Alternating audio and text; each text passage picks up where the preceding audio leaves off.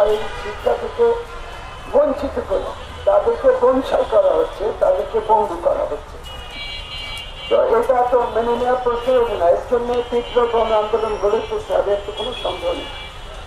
এবং এই যে চেহারাটা, এই চেহারাটা কিন্তু আমাদের সমগ্র শিক্ষা ব্যবস্থা সম্পর্কেও আমাদের এই বিষয়টা তার পরিপ্রেক্ষিতে চিন্তা করে দেখতে হবে যে আমাদের আছে বাংলা মিডিয়াম, ইংলিশ মিডিয়াম, আরবি মিডিয়াম। আবার ইংলিশ মিডিয়ামের ভেতরে অনেক রকম ক্লাস, কিন্ডার গার্ডেন আছে, ইংলিশ মিডিয়াম স্কুল আছে, আবার বাংলা মিডিয়াম আছে। বাংলা মিডিয়ামে তাদের পরে যারা মিস্ত্রি গরিব মানুষ।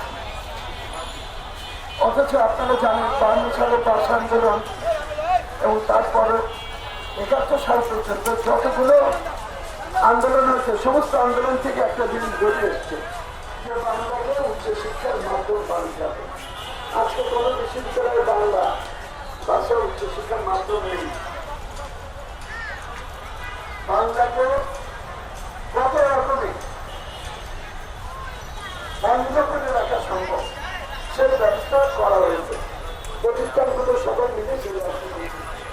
তাদের জাতির বিকাশ এবং এই জাতির অন্তর্ভুক্ত যে শ্রেণীগুলো আছে, কিষাণ শ্রেণী, কৃষক শ্রেণী, শ্রমিক শ্রেণীর যে বিকাশ এবং তাদের যে সার্বিক নতুন লক্ষ্য, সেই লক্ষ্যটাকে যদি সামনে আনা হয় তবে দেখা